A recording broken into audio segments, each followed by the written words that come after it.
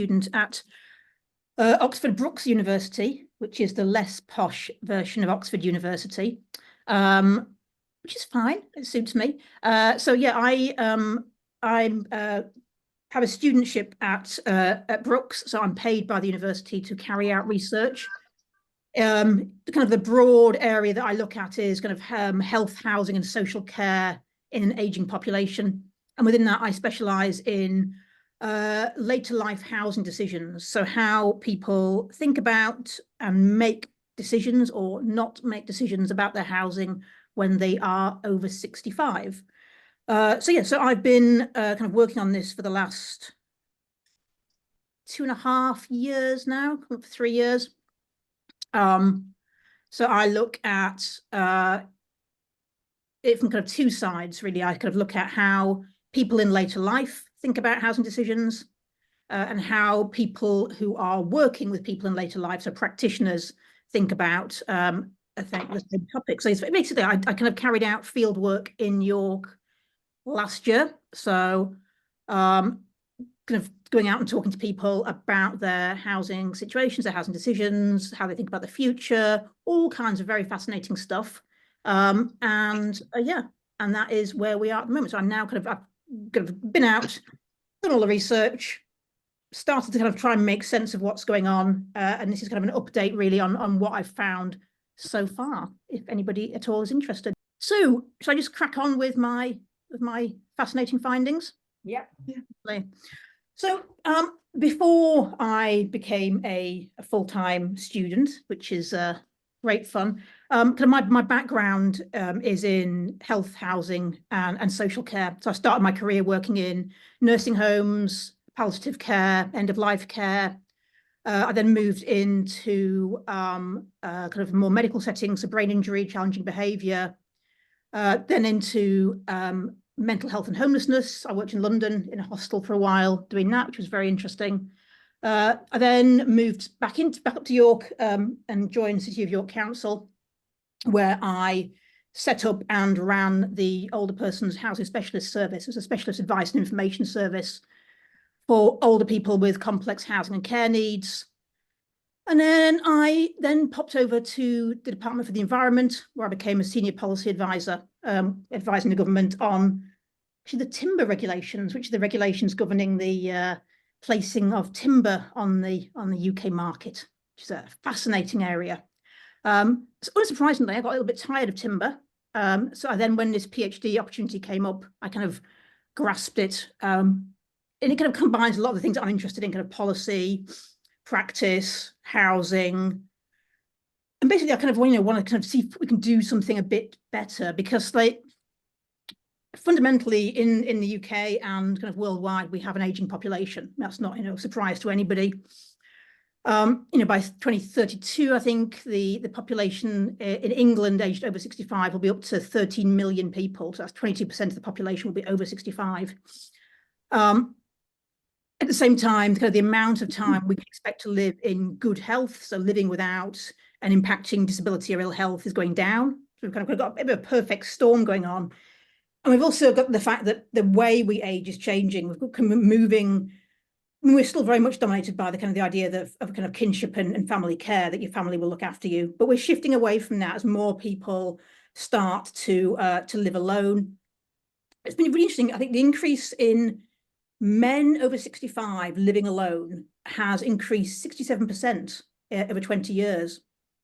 And that's only 1.3 million men over 65 now live alone, which is an awful lot.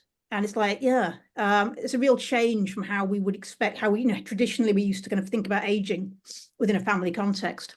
But also in the UK, compared to kind of Canada, the US, Australia, we kind of lag behind in terms of specific housing for people in later life, where in those countries they have a much more developed kind of infrastructure. They have much more developed legislation around kind of standards and things. We're kind of a little bit behind. We're not in a great place in the UK at the moment. So I look at this because the decisions we make around housing as we get older. So as we get older, we're likely to have issues around mobility, health, care. That's the reality of aging. I mean, we were all aging, and things don't tend to get better as we age, very broadly speaking, in terms of health and abilities. So the decisions we make around housing are really important. And they're also really important in terms of our well-being. You know, we spend a lot of time at home. It's a really important part of our identity as well, and how we think about ourselves and how we kind of tell the story of ourselves. Generally, if you ask someone to tell you their life story, they talk about jobs and houses. That's kind of the way we structure our understanding of our pathway. So it's a really, really interesting area and a really important one. And I think, I think at the moment, we're not great at making decisions about later life housing. We're not great at making decisions, I think, as a culture in general, but we're just not. And the risk if you get things wrong in this area is quite significant. And we know there are loads of people living in housing that's, insecure, inappropriate, is, increasing falls risk, is damp, is unaffordable, and it's just not making them happy, fundamentally. So in my crusade to put this right, I carried out interviews in York. So I'm from York. I know kind of York very well. And I've got a bit of foot in the door in terms of being able to access people. So I thought, why make life more complicated? I'm going to utilize the networks that I've got. So I carried out 38 interviews with people over 65. It's a bit of an arbitrary number. I mean, you can argue any age really in terms of later life, but you have to pick a cutoff point. So I picked 65 because that's generally the standard state retirement age in the majority of kind of most countries go around 65. It's not ideal, but so I interviewed 38 people over 65 with an age range of 65 to 99. So quite a good span, actually, and some really interesting people. There were 29 women and 9 men, which is not surprising. Women tend to be more keen on taking part in research, mainly because they're kind of more sociable and outgoing people. And I also spoke to 4 couples as well and did kind of joint interviews with them. And that was really interesting because a lot of the things around housing is how we kind of talk about it and how we discuss things. And actually be able to see people together talking about their housing was really fascinating. Also, there were quite a few arguments that I got to kind of be privy to, which was exciting, a little bit awkward. So I also spoke to practitioners, people working with or who have worked with people around their housing. So that was, as you might expect, sort of social care, so occupational therapists and social workers, people working in housing advice services, homelessness and housing management. Although I must say it was a real challenge. I think, we know that these services, especially, since post-COVID are really stretched. So trying to get access to practitioners was really, really hard because they just, they haven't got the time basically to do this stuff. And that's, I think, where being from York and having worked in York was a real advantage because I could twist arms in a way that I think somebody coming from the outside wouldn't have been able to get any kind of input at all. So I've now kind of analysed all the interviews, and there's an awful lot of them. So hours and hours. These interviews I think the longest one was 4 hours, the shortest one was 15 minutes. The 4-hour one was my first one, the 15-minute one was my last one. I learned over the course of a few months to keep things snappy. I think it was amazing to just see how generous people are with their time and their experience. I mean, people were talking about things that were really personal, and they didn't know me from Joe Blogs. I mean, it's always really humbling to kind of talk to people and just see, that they're going to see how much they're willing to share. It was a really good experience, actually. So what did we find out? So kind of just briefly as well, the language around later life housing and around housing in general is crazy.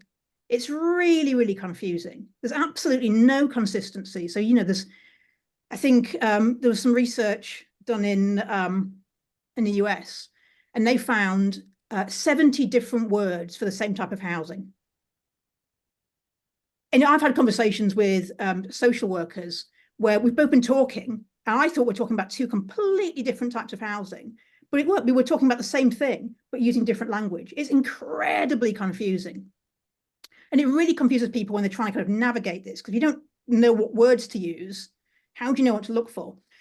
So the words that I kind of use are kind of general needs. That describes properties where there's no age criteria. So in theory, you can walk into an estate agent or letting agent and buy or rent it. Age exclusive is properties where there's an age criteria. So this generally used to be called sheltered, warden controlled, retirement. So generally there's a purchase or rental, but you have to be over a certain age. And again, that age changes. It can be 50, 55, 60, 65. There's very little clarity. Then we have integrated age exclusive, which is what is often is a really confusing category. So this is things like extra care, close care, hub and spoke, where you have an element of care on site. So again, you're buying or renting a property, but there's a care provision on site. So in York, we call these independent living communities with care. Places like Hartwig Oaks, that kind of thing, will be an integrated age exclusive. And then finally, we have care-based accommodation, which is nursing homes, care homes, residential homes, where you don't own the property, you kind of have a license to occupy, and it's generally a room that you occupy with shared spaces. And they're generally, to get into there, you generally need a level of care. You can sometimes override that and just pay to go in if you so wish. But there's generally an expectation that you'll need quite a high level of care to go in there. So what did I find out? I think one of the most interesting things for me, coming from kind of an advice and information background, is that pretty much nobody used any advice or information. So people talking about how they made their later life housing decisions. And this is also really interesting because the point at which you make the decision about where you live in later life it's a movable feast. So some people are living in the same house they moved into when they were 20, and they're now 75.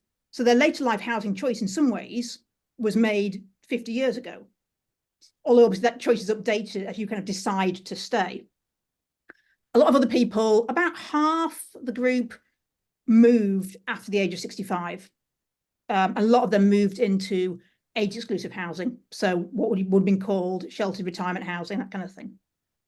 But if pretty much nobody at any point in any way took any advice or information from any kind of formal source. So not websites, not booklets, not leaflets, not advice services, not Age UK, not anything at all. And it's not that people wanted advice but didn't know how to get it. It just didn't occur to them to ask for advice in the first place. Which is not surprising, because I mean, most people, when they're making housing choices, don't get advice and information. But when you talk about this with people and you say, well, actually, did you think about going to see the housing specialist at the council? Did you think about going to the elderly accommodation website? They go, oh, no, but that might have been a good idea. So you have an interesting thing where people don't get advice and information, but when they become aware of it, so when that kind of realization levels reach, they go, actually, that would be really useful, and that would be useful for other people. So it's not that they're rejecting advice. It's a really interesting thing going on there. So most people, when they're making housing decisions, use informal sources. So friends and family, children, generic websites such as like Rightmove, Zoopla, that kind of thing, which is all well and good, but it means, I mean, if you look on Rightmove or Zoopla for retirement accommodation, for example, you're going to get a very small fraction of the market, because most of the providers don't advertise on sites like that. Which means that the level of housing literacy, as I call it, so the level of how much people know about stuff, is really low. People know about certain things. People know about, I can get a stair lift put in. But when you start to dig and say, okay, what stair lift provider would you use? Where would you have it put in? How much would it cost? Can those stairs be adapted for stair lifts? They don't know. They haven't gone beyond the kind of quite surface level information gathering. And when you talk about different housing models, so if you say, okay, did you consider integrated, age exclusive, did you consider this, that, and the other? They generally haven't heard of the options. They've heard of like an iceberg. People have heard of some of the bits on the top. Everyone's heard of care homes. Everybody. That's kind of the top of the iceberg in terms of knowledge. As you start to get below that, people just don't have the information. And one of the problems is, how can you decide when you don't know what the options are? So advice and information is really useful, just allowing people to make informed choice. You can't make an informed decision if you don't know about it. And if you don't know about it, you can't make an informed choice. The issue is also that most people get advice and information at a crisis. So they have contact with the hospital social worker because they've fallen down the stairs and broken their leg, or they've had a stroke, or something's happened. And it's generally not a good thing. It's very rarely a positive thing, like winning the lottery brings you in contact with advice and information. It's generally a negative thing. And at that point, the options you've got are really narrowed. And also the person that you're talking to tends to be concentrating on solving the problem. So getting you home from hospital, not looking at the whole picture, because that's a massive piece of work. So that's really interesting. And so the number of people, so the very small amount of people who did use formal advice and information services found it very positive. And most of those were contact with housing advisors, occupational therapists, and social workers. Some in majority as a result of a crisis, some not, but other practitioners came off really, really badly in this research. Estate agents. Everybody hates estate agents, especially people living in age-exclusive housing, so kind of retirement or sheltered housing. They abhor estate agents because they see estate agents as fundamentally lying most of the time. So estate agents are interested in making a sale. So they bring people around a retirement complex and say, oh yes, there's a doctor on site, there's a GP, there's a chiropodist, there's on-site meals, there's a 24-hour nursing. And none of this is true. Most retirement complexes these days have a housing manager who's responsible for managing the building. And that's it. They have the warden pull cords sometimes, but they have no kind of care services on site. But you have estate agents going around saying, and saying a load of nonsense, really. So then people are making decisions and moving into retirement complexes who have really quite high care needs, and then saying, okay, where's the doctor? Well, there isn't one. So yeah, there's a real annoyance with this. Also, with that estate agents, we've got people over 65 walking into an estate agent, which sounds like a sort of a joke, doesn't it? And being offered bungalows, and they're saying, well, did I say I wanted a bungalow? And they're profiling and saying, well, but you're over 65, surely you can only consider a bungalow. So we're seeing kind of sort of discriminatory practice around estate agents as well. There's also an awful lot of negativity around the private rental market. Apart from people in retirement who speak very positively, private rental retirement.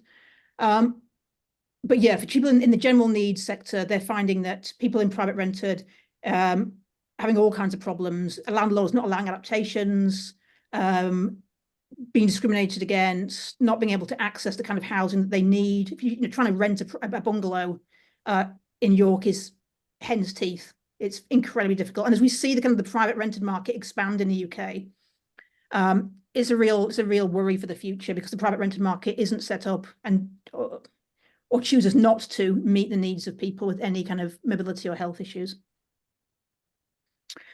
So that was interesting. What else was interesting? The impact of partners. So it's really interesting that in housing research about later life, it's kind of assumed that when you have a couple, be they a married couple or partners or whatever, that they somehow agree on their later life housing choice. And it's like, I was saying that me and my partner can't agree on what to have for tea or what to watch on telly. So why on earth would we assume that we're going to agree on where we're going to spend the last 20 or 30 years of our lives? It's a really big decision, but we just assume that it's like, oh, well, of course you agree, you're married. It's a really odd one. And it's not really borne out by this research, where people actually have this really different levels of agreement, but also discussion. Like some people haven't discussed with their partner at all what their later life housing plan is. And it was really awkward in one of the interviews where they were like, oh, actually, what if my plan's not the same as yours? And you're like, well, maybe you should have mentioned it to each other at some point. Yeah. Some people have spoken really, really in depth about it, and they've really kind of like thought about it individually and as a couple. And that tends to have the best outcome. But also, when people disagree around housing, there's not a lot you can do to compromise. It is like kind of Phil or Kirsty's live it or list it. You can't live in two places. So if I want to live in my bungalow in York and my partner wants to move to Spain, we either split up or one of us gives way. So compromise is often kind of like, it's often quite a lot to do with kind of acquiescing, really. Mm. One really, really interesting thing that kind of touches on what you were saying, Sue, about wills is some people have had conversations with their partner about what happens when that person is absent. And that person can be absent through, splitting up or dying. And when people are able to do that, when people are able to say, okay, our plan as a couple is we're going to stay living in this house. If my partner dies, that plan's not what I want anymore. That's our plan, but it's not my plan if I'm by myself. My plan if I'm by myself is that I'm going to move to Spain. And if we can have these, it seems that if people can have these conversations before something happens, they're as happy as they can be thereafter. Because the decision is still a kind of joint decision. What causes people a lot of problems is when, so they don't discuss it, they bury their head in the sand, they're not going to talk about it, and then something happens and somebody, dies or runs off with another woman, and the partner's left by themselves, and they have to start making plans as an individual. They're used to making shared decisions. So then obviously sometimes they haven't got the tools, they haven't got the confidence in making their own decisions. And also they often worry, would my partner have approved of this? Would they, does this kind of fit with our joint identity? But if you can have the discussion, then it's kind of like giving it a stamp of approval before it happens. So that, if my partner dies, I move to Spain, I know she's happy with that. She would have been, we've discussed it. It's not, it removes a level of doubt that is really quite upsetting for people when the worst happens. So having that discussion beforehand can be really, really, really, obviously it's a very difficult discussion to have. We don't like talking about death in this country, but it does seem that those people who have discussed it with a partner, then lost their partner, then moved, are able to talk about it as a great comfort. The impact of friends is also really important.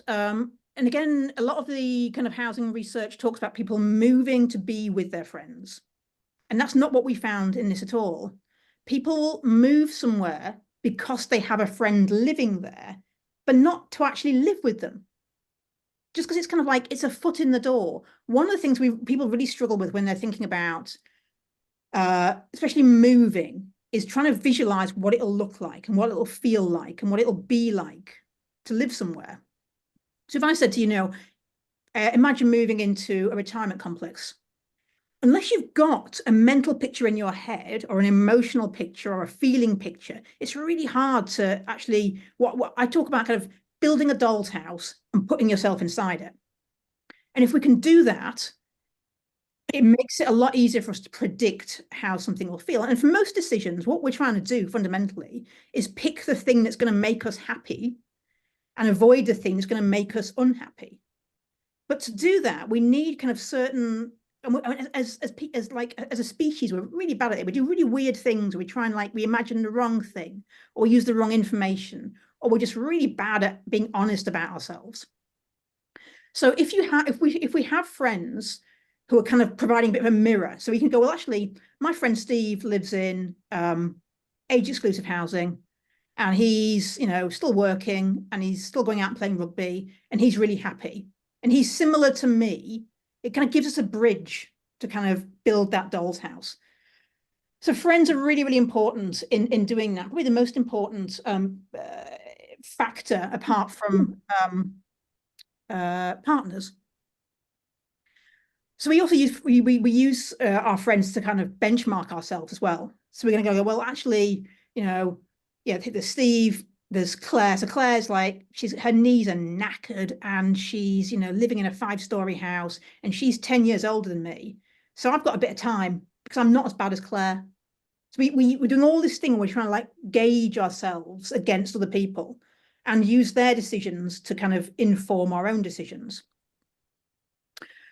And it's really important as well in terms of when we have positive experiences. That one of the real barriers we have in this culture is that we're really afraid of aging, and the kind of the story around aging is very negative. Still it's about decline, death, illness, all these awful things that we want to avoid. So why on earth would we think about something that's quite difficult for us to reconcile with when we have a positive example? And it's always the thing, isn't it? Oh, well, my grandma lived to 127 and she smoked she smoked 60 a day and drank a bottle of whiskey. And we use that to kind of justify our own behaviors. And we're doing the same thing in most of our decisions.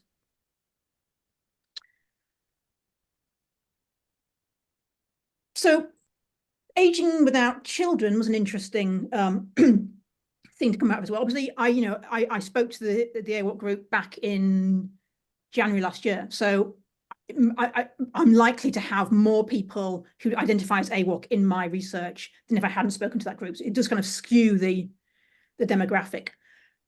Within the kind of the cohort, you have 3 types of people. So you've got people who identify as AWOC, people who make mention of having no children, and people who don't make any mention of it at all. So you kind of lump them in together, but they're 3 very different types of identity. And people who were, I'm going to use the term aging without children, even if they wouldn't use it to describe themselves as a shorthand. So they appear in all the different groups. So people who moved before later life, people who moved into age-exclusive housing. So they kind of, they're kind of scattered nicely across. The people, AWOC people tend to have better insight into the issues surrounding later life. And they also tend to have quite strong reactions to it, both positive and negative. And that's to be expected, really, I suppose, because I think one of the things that came out of the interview is even if you kind of, people who have children use this narrative, I don't want to be a burden. I want to be a burden to my children. I don't want to, I'm going to, I don't want them to help me in my later life. I'm going to do my own. I'm going to be independent. But as someone pointed out, that's all great, but they've still got that safety net. So it's really easy to say, I'm not going to be a burden when you've got somebody there to be a burden to. Mm. So it kind of allows us to, coast a little bit. Whereas people who are aging without children are forced to confront the realities of life in a way that other people perhaps don't, which can be positive and negative. There's some really interesting research around couples and later life. And couples, it's, if you're in a couple, it's great to a certain point. So couples tend to support each other. So if one can't do the stairs, one will do the hoovering up the stairs, and one person will do the garden, and and they kind of balance out each other's, deficits, which is great. But it also means that they can get to a point where they push it too far. So they're compensating for each other, and then suddenly something goes wrong, and it's like, oh, I've left it too late. Whereas like people who are single haven't got that luxury. So they tend to move, they tend to make decisions sooner. And it's the same with people with children, I think, sometimes, that actually having children can be great, but it enables people to bury their head in the sand longer, not think about things, and not make decisions. And we know that, the later you leave a decision, or the more crisis related it is, the more negative it is. So it's kind of like, yeah, it's a double-edged sword.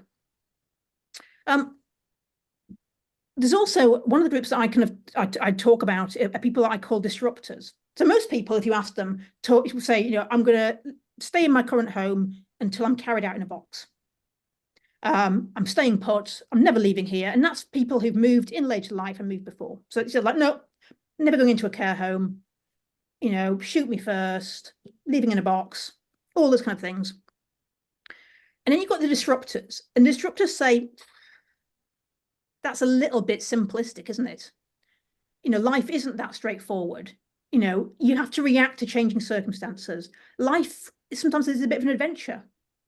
We don't, this whole thing of like my home or a care home. What about the stuff in the middle? I don't believe in a forever home. A forever home is a bit of a, it's a bit of a fairy tale. So these disruptors are really interesting because they kind of challenge this kind of very simple notion. And the majority of people who are disruptors in my study are also aging without children, which is interesting. And again, I think it's about being forced to kind of confront these things. So, and again, for a lot of people, they say, I'm staying put until I'm carried out in a box. If I have to, if I'm absolutely forced to, I'll go into a care home, but I don't want to. And you've got this real binary. And children kind of act as a bit in the middle that enables people to try and avoid the care home. So it's like, well, I'll stay here, but if I need to, I'll go and live with my children. I'll stay here, but if necessary, my children can come in and care for me. So again, the taking children out of the equation makes that, it destabilizes that, but it makes people actually engage in a different way. Also, people people talk about children in their plans. Oh, like, yeah, my daughter Lizzie will come in and look after me. Well, have you spoken to Lizzie about this? No. Well, you might want to run it by Lizzie before you kind of build your later life plan around this. Or, I do not want to go into a care home under any circumstances. Have you spoken to your children about this? Well, no, they just know. I can guarantee they don't just know. So yeah, the people do not have these discussions. But we do know that people who are aging without children, especially people who identify as aging without children, are engaged in forums such as this, where discussions happen. And people are much more able and willing to talk about stuff. Whereas if you're in a little family unit, you can bury your head in the sand and not talk about it with Lizzie. And yet we know how that will play out. It won't end well because you'll rely on Lizzie taking care of you, and Lizzie's gone to Australia. So kind of the big finding, well, I say the big finding, one of the interesting findings is that in terms of housing satisfaction in later life, the key tends to be in the action. So it's putting the action in satisfaction.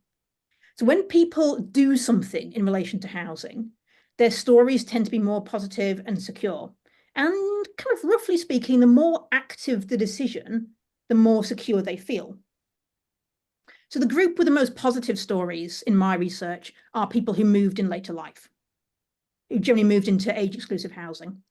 And they use phrases like making the right decision, being happy. If the place they're living now blew away in a storm, they'd choose the same type of housing again. Not all, but the significant majority. And for a lot of these people, they moved into age-exclusive housing not because it was age-exclusive. A lot of them talk about, I didn't want the warden. I don't want to be around old people. I just happened to like the flat. I wanted to be somewhere with a lift. I wanted to be somewhere near my daughter or near my friend or near some green space. And then once they move in, there's a real shift in their identity as they start to kind of become more embedded in the community. And then, yeah, their kind of levels of satisfaction are really high. There's also the group of people who moved before later life, so before 65. They, again, are generally more secure and happy when they've done something to make sure that property is suitable. And that can be all kinds of different things. It can be, moving into a bungalow before you're 65. It can be putting in a downstairs bathroom. It can be getting a builder round to see if you can put in a downstairs bathroom. It can be, making the garden. Gardens come up a lot, easier to manage. But doing something makes people feel better. Doing nothing makes people feel worse. And it's really important that people do it for themselves. It's not coerced. It's not like I'm doing it because my daughter wants me to, or my friend wants me to, or, worst case scenario is doing nothing until crisis point and then having something done to you. So having the hospital social worker place you somewhere and you can't really do much about it because you're too poorly and you're too tired and you're too knackered to do it yourself.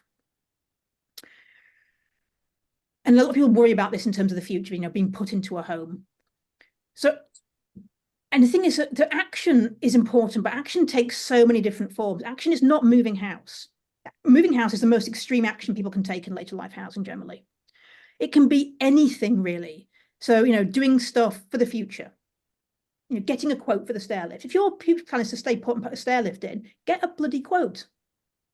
Because then if something happens, you've got information. Doing things for the present. So actually, yeah, the garden's getting a bit difficult to manage. Do something now rather than pushing it off, because things will only get harder. Doing research, gathering the information. So, if, you want to think about putting a damp course in, find out how much that's going to cost now. Simple things. People say, oh, I'll get a key safe put on the outside of my door if I have, something happens. Who would you contact? If you want a key safe tomorrow and something bad has happened in your life and you're in, chaos and crisis, you're not going to want to sit down with the yellow pages trying to find a key safe installer. Get that information sooner rather than later. So having discussions with others, having discussion with yourself is action. Facing those things, getting your head out of the sand. So the action doesn't need to be massive, but we know that actually getting started is really, really hard. And also, obviously, there are a whole range of things that constrain people's ability to make decisions. So money, stock availability, structural inequalities. Big stuff means that not everyone has the same amount of choice and decisions. But I'd say the action needs to be small. So finally, kind of like one thing that we know. So satisfaction is action, and action loves talking. When making discussions of later life housing decisions, the key is discussion, debate, and dialogue. If I go around to Lisa's house and I give her an information pack, like so, filled with, badly photocopied bits of paper, and I give that to her and walk away, I can guarantee nothing will happen. Nothing will happen. People will flick through this pile of nonsense and put it to one side. But if you sit down with somebody, and this is not just around housing, about everything, and talk and challenge and discuss and poke and play devil's advocate and offer them opportunities and let them talk about their fears and worries and everything, that's when stuff gets done. And I think, this is why forums like this are really ideal, because this is a space where you can say, right, Sue, what's your bloody housing plan? And apart from turning your camera off and going offline, you're kind of forced into engagement. You're forced to kind of, and it doesn't need to be talking to a professional. Generally, I think actually talking to people in similar situations is what's really, really key. Like I said, we talked about the doll's house. We talked about the importance of friends, sharing information, holding each other to account, challenging each other, sharing. I don't know what it's like living in a retirement accommodation. Right, we'll talk to somebody who does live there. Ask those questions. Don't ask me. I don't live there. I can give you a perspective. And one of the interesting things actually from doing the interviews is that for some people, talking to me about housing was enough to give them a kick up the backside and change stuff. And we've got people who have now moved into a form of age-exclusive housing. And I went back to talk to them, I think last month, and not to blow my own, because it's not about me, but they said, if we hadn't talked to you, we would not have moved, and it would have gone horribly wrong. And it wasn't about talking to me. It's not about me and my undeniable brilliance. It's talking. It's having a forum, having a space where you have to sit down and talk to each other and yourself and start that process. So discussion doesn't need to be with a professional. It needs to be with a person, or even maybe with an AI person. I mean, who knows? So yeah, so that is, I think, the key thing is we need to find spaces to talk about housing. And that's one of the things we had a workshop last week at St. Sampson's. We kind of got people together. Lisa was there and obviously had a fantastic time. Some very nice cake as well. It was good cake. Yeah, so one of the things we're looking at there was actually how can we help people make better later life decisions? And a lot of the stuff that was coming out, it was a really, really interesting discussion. I really enjoyed it, was around opportunities to share. So people were talking about, can we have an empty shop in the town centre where you can go in and talk about housing? You haven't got to make an appointment. It's not a big formal thing. You can just go in. Can we use people almost like a brains trust? So somebody in retirement housing volunteers, somebody in Hartwig Oaks volunteers, somebody who lives in a bungalow volunteers, somebody who lives in a house. And they kind of say, right, if you're thinking about this kind of housing, come and talk to us. Don't talk to some bloody council person who knows nothing what they're talking about. Go and talk to somebody who lives in a retirement complex. Don't talk to an estate agent because they'll give you all this blarney about nonsense. Come round, we'll meet for coffee. We can have a chat. You can come round and look at my flat. Have a wander around, see what it's like to live in a bungalow in a village. See what it's like to live in a caravan in, Merton. And actually share experiences like that. Another thing people mentioned was like, we have death cafes where people talk about difficult things. Housing clearly is a difficult thing to talk about. Why do we, can we have housing cafes where people come and just share information, share experiences? So yeah, there's some really interesting things. Someone was saying actually it can be really hard to talk about housing because talking about later life housing means talking about death and disability and worries and things that we're frightened of. That's not an easy thing to talk about over EastEnders. What could we have somebody acting almost like a mediator, going in and coordinating and facilitating discussions with families, with couples, with children, saying, look, let's have a full and frank discussion. So yeah, so that's where we're at the moment. It's just kind of trying to find ideas about what we can do. But essentially, it does seem to be, do your research, do something. It doesn't have to be a lot. And it could, and it's not about, people think when you start thinking about later life housing, it's about moving, and it really is not. It can be about staying put. It can be about, aging in place, which nobody ever actually talks about apart from the government. That's what most people want. People don't want to go into a care home. That's the key thing that everyone says. I don't want to go into a care home. There's an awful lot of negativity about it. There's an awful lot of kind of, fear and anxiety, which is increasing. Actually, there's some really interesting data that the number of people who do not want to go into a care home has increased significantly over the last 10 years. This narrative is not getting better. People aren't getting. So if you want to avoid that, great. Do something about it. Because if you don't do anything, if you don't even think about it, it will not end well. It doesn't have to be major. You don't have to rip your house down. You don't have to move to Spain, but do something. Put the action into satisfaction.